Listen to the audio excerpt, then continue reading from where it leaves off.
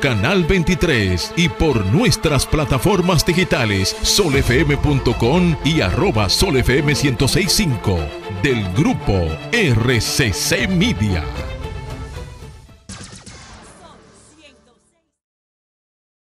Bien, señores.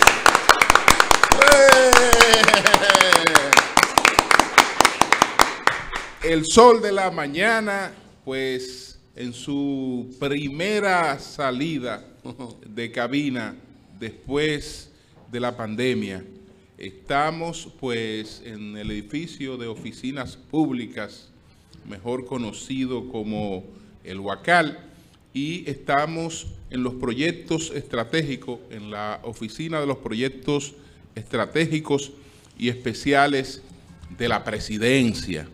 Aquí vamos a hablar de muchos temas importantes relacionados con estos proyectos que emprende la Presidencia de la República a través de esta dirección con la finalidad de promover el desarrollo de distintos sectores.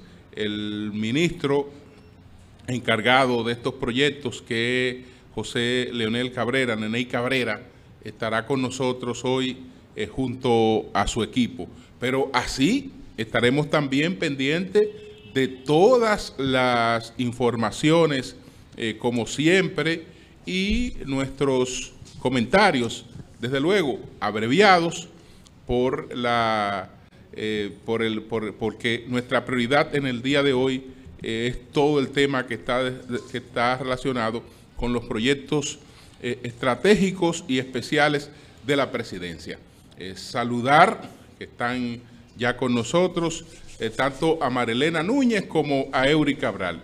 Los demás compañeros del equipo están en camino. Vamos a ver si abren la puerta, vamos a ver quién es que entra ahí.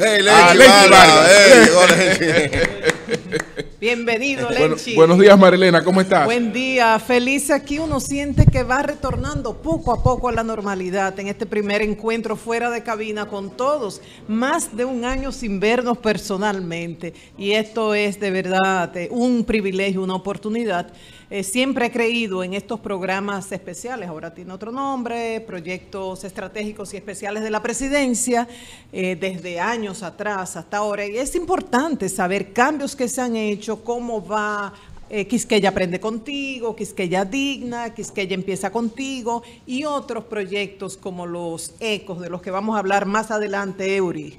Sí. Bueno, buen día para todos. Qué bueno de nuevo poder visitar sitios especiales, estar fuera de cabina y sobre todo cuando vamos a tratar con proyectos tan importantes, porque todos los proyectos que están en esta oficina son de suma importancia para lo que es o es uno de los retos más grandes que tienen todos los países del mundo y en especial la República Dominicana, que es cómo garantizar, integrar a mucha gente que puede ser excluida y garantizar que la pobreza no siga creciendo en la República Dominicana. Así es que un placer estar aquí, qué bueno estar con el equipo haciendo este tipo de trabajo y bueno, a trabajar con toda la fe, con toda la fuerza y siempre confiando en nuestro Creador, el Dios Todopoderoso. Buenos días, Lenchis, ¿cómo está? Buenos días, Martín Esposo. María, por Dios, qué bueno verte físicamente. Buen día, personalmente. Esa camisa morada le queda muy bien. Te queda muy bien la camisa morada, muy bien. Es una morada vino, ¿eh? Sí, es una morada. Y con el folder amarillo hace tremenda combinación. Bueno, sí, me encanta el amarillo, es mi color preferido. Buenos días a todo nuestro pueblo de aquí y de allá, desde 106.5 y en un caso muy especial con este lunes, ¿verdad? Donde vamos a hablar de vivienda, sí, así de cultura, de educación, de nuestro país. Aunque hay una información, porque Eury fuera del aire nos informaba a Marilena y a mí, que hay unos supuestos problemas ahí en la Fuerza del Pueblo. Serios problemas. Bueno, Lenchi tal vez maneja alguna información. Entre dos amigos muy hermanos. Bueno, entre dos amigos muy hermanos. Es una buena manera de empezar el lunes. Es bueno, así, Lenchi, es así. Siempre hay problemas. Hay problemas. Siempre hay problemas. Además, es una organización nueva donde justamente las novedades son las que van a confrontarse continuamente, porque hay una puja entre lo viejo y lo nuevo. ¿Quién? Pero ahí los dos son viejos. ¿Quién y por qué? ¿Quién renunció no, y por qué? Las ideas nunca son viejas. ¿Quién y por qué? No tengo detalles. Bueno, Ahorita hablamos de eso. más adelante hablamos de eso. Parece que Entre el dos tema, senadores. evidentemente que el tema tiene que ver con la Cámara de Cuentas, porque hay un sector de la Fuerza del Pueblo que acusa al senador Félix Bautista de haber participado en los acuerdos que la misma Fuerza del Pueblo denunció Exactamente. como supuestos acuerdos entre el PLD Así es. y el gobierno. Entonces parece ser que eran acuerdos que también involucraban a un sector. Así es. de- La información que hay, Julio, es que Dionis Sánchez, el vocero de los senadores de la Fuerza del Pueblo, tuvo una discusión o un inconveniente con el senador Félix Bautista y fruto de eso decidió renunciar como vocero de la Fuerza del Pueblo en el Senado porque entendió que su función le fue, digamos, irrespetada o no respetada, para decirlo en palabras más simples, y hay una situación difícil. Bueno, tan pronto lo podamos Sí, pero eso localizar. es muy positivo en todo caso, o tiene una vertiente positiva, y es la de colocar a los individuos políticos, a las figuras políticas, en una dimensión de libertad mental. Vamos O a sea, a Dios, no a hay Dios. una obediencia ciega a nada, a no ser a sus propios principios y a su propia dignidad. Eso es una lectura positiva. Así es. también. Bueno, desde que tengamos oportunidad, Lenchi, vamos a ver si el senador Dionis Sánchez nos cuenta qué ha pasado y por qué él adoptó esa decisión. Señores, yo quiero Julio, este es un día reiterar... especial. ¿Por Tú qué? andas con Chacabana, compañero. Y mírale Bueno, el color. No. Y un Suave, sombrero o sea, especial. sí. azul, azul. Por lo de la salida, y entonces escuché ahí el proyecto de Orlando Jorge Mera, que está proponiendo un cambio del protocolo Así en las actividades Todo se oficiales acabara. y en el Congreso. Vamos a ver qué tanto éxito pues, puede alcanzar. Pero reiterar, señores, al presidente Luis Abinader todo nuestro deseo de que esta jornada que está agotando en el exterior del país, en el segundo viaje que ha hecho al exterior del país, pero esta vez a una cumbre muy importante para nosotros, que somos, que participamos de la cumbre de los 22 países iberoamericanos, desde que estas cumbres se inauguraron en el año de 1991.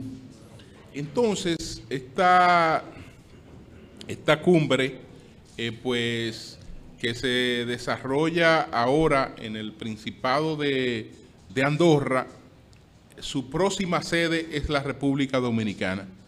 La República Dominicana, entonces, se integra al secretariado pro tempore de la cumbre iberoamericana, que ya explicamos que está formado siempre por 3 países. En este caso sería el país anfitrión, Andorra, el país donde se ha realizado la cumbre anterior y el país donde se va a realizar la cumbre posterior, que es el caso nuestro.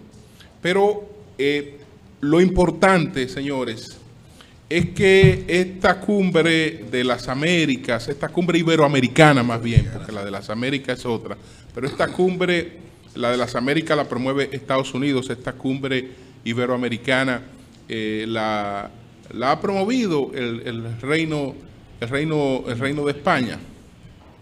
Entonces, es el primer cónclave internacional post-pandemia que permite la presencialidad y que los mandatarios presentes allí puedan intercambiar sobre una serie de temas. Pero en la agenda de la cumbre está claro el tema de que tiene que producirse un pronunciamiento sobre la distribución de las vacunas y sobre lo que ha ocurrido hasta ahora con la vacunación. República Dominicana, a pesar de que es uno de los países que ha logrado avances en la vacunación, no todo ha marchado al ritmo que las autoridades hubiesen deseado. En estos momentos hay una cierta paso lento, una cierta parálisis en el tema de la vacunación. Se ha informado que estamos en espera de nuevos cargamentos chinos, pero además el tema de la vacunación está afectado por la falta de jeringuillas, aunque las autoridades no se han referido a eso. Pero más que vacunas, nos están faltando jeringuillas para colocarlas, las que tenemos, las que nos quedan todavía, y se está haciendo un esfuerzo por resolver ese problema, para no solo por las que quedan, sino también por las que vendrán, que no tenemos ese tema resuelto. Pero observando la agenda que ha agotado el presidente Abinader, ahí entonces uno se percata una vez más de lo importante que es esta interrelación, esta interactuación. Esto no lo sustituyen las conferencias a distancia, que tienen que ser muy puntuales, y el diálogo siempre está limitado a una serie de cosas. Al presidente Abinader lo hemos visto reunirse en una amplia agenda política, porque hemos visto que se ha reunido con el expresidente del gobierno español, Felipe González, que se ha reunido con el expresidente también José María Aznar. Un encuentro muy importante para nosotros es el de su reunión con el director general, el secretario general de la Organización Mundial del Turismo, que ya estuvo aquí en la República Dominicana, el señor Surat Polikashvili, que estuvo ya en la República Dominicana. Y entonces esto, con las expectativas que tenemos de despegar a través del sector turismo, es decir, que el sector turismo nos sirva de nuevo de apalancamiento para rehabilitar toda esa demanda agregada que trae el turismo, este encuentro pues es sumamente importante. Desde luego, el presidente entonces se reúne también con el rey Felipe VI, tiene una reunión bilateral con él, y con el presidente actual del gobierno español, Pedro Sánchez, al margen de cualquier otro encuentro interesante que se pueda dar en esta cumbre, que es la número 27. La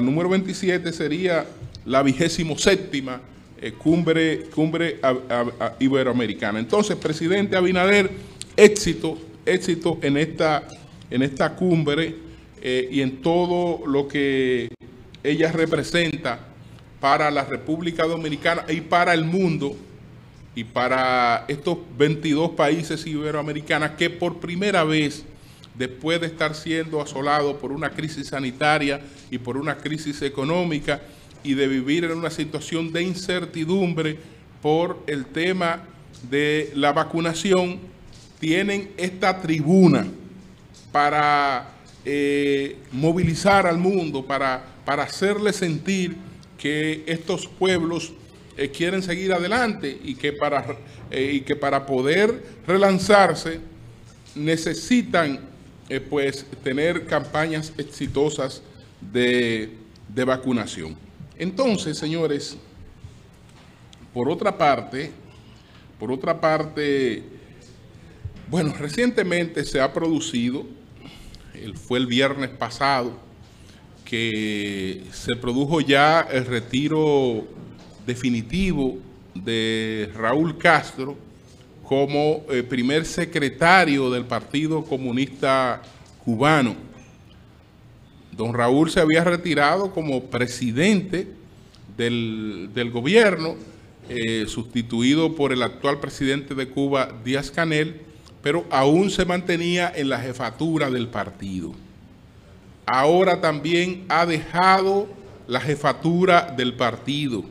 Con esto se produce ya un retiro definitivo de los Castros, de lo que era la hegemonía política en Cuba, porque en términos sucesorales no será, digamos, familiar la herencia del liderazgo, sino que ya el liderazgo está procurándose otros horizontes. Vamos a ver hasta dónde entonces empieza a diferenciarse esta retirada con cosas que tiene que hacer desde hace tiempo Cuba para integrarse al libre mercado.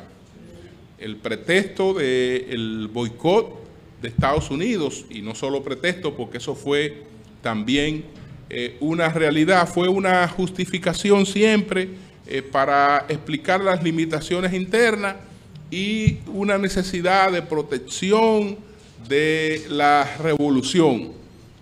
Pero ya estamos hablando de que hace tiempo que las sociedades han experimentado cambios.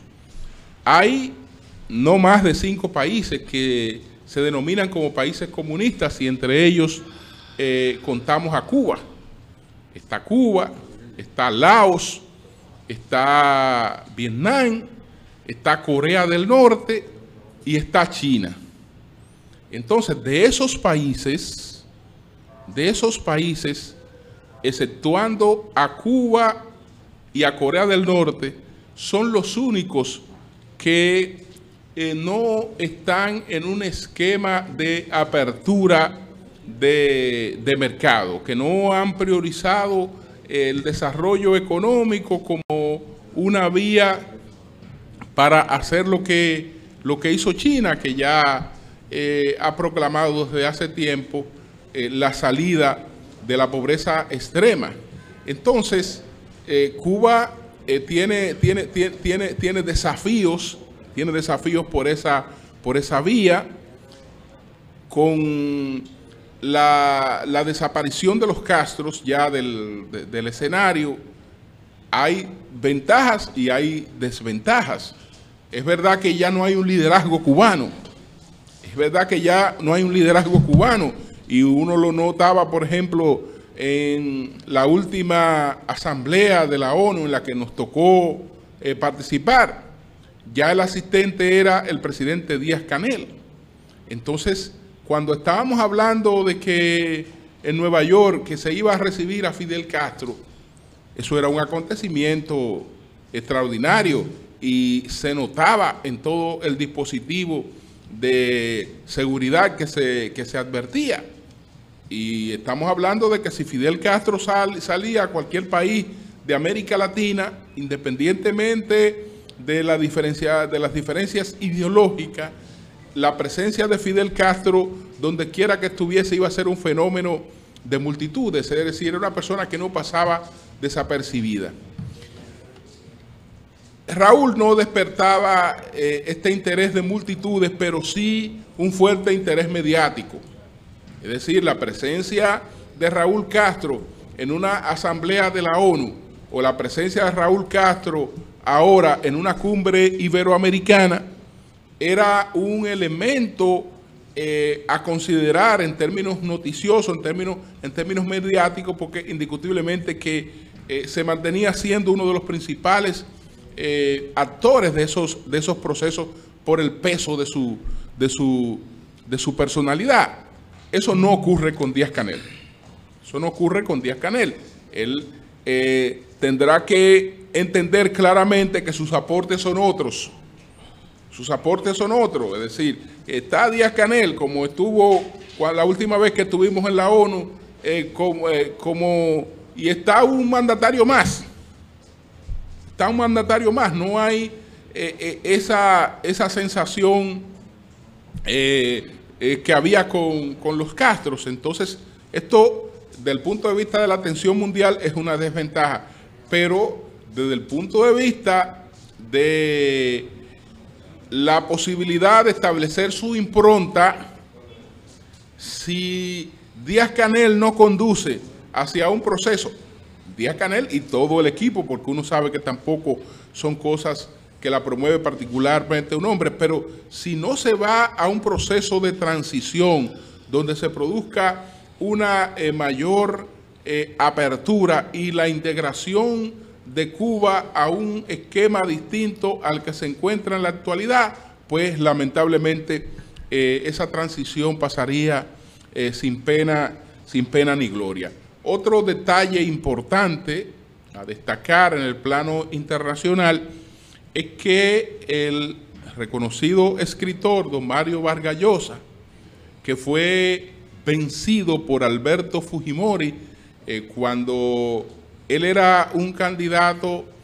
pues que estaba identificado en primer lugar en todas las encuestas. Apareció un candidato desconocido que fue Alberto Fujimori, le ganó las elecciones y después se afianzó en el poder, desarrolló una gran popularidad porque enfrentó dos temas muy acuciantes para los peruanos, la hiperinflación y el tema de la seguridad, y entonces desarrolló un liderazgo muy fuerte, probablemente el liderazgo político más fuerte que se haya desarrollado en Perú después de la desaparición de Haya de la Torre.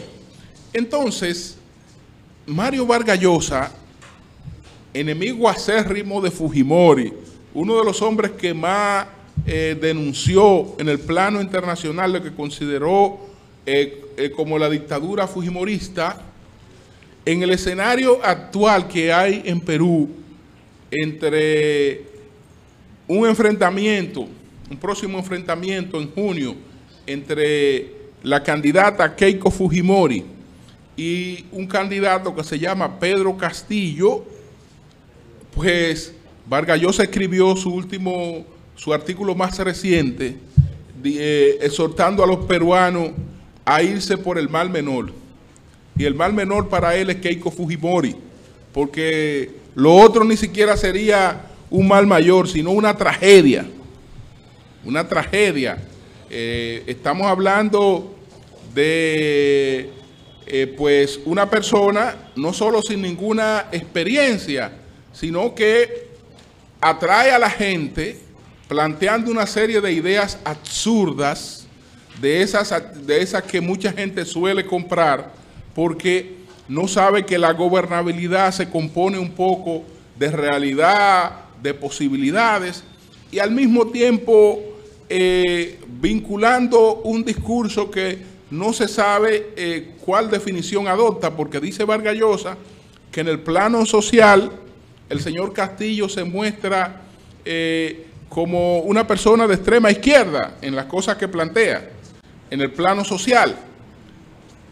En el plano económico, digamos, en el plano económico se muestra como un individuo de extrema izquierda, pero en el plano social entonces se muestra como un individuo de extrema derecha contra el aborto en cualquier circunstancia, contra la homosexualidad y muchas cosas que hoy resultan denigrantes y discriminatorias.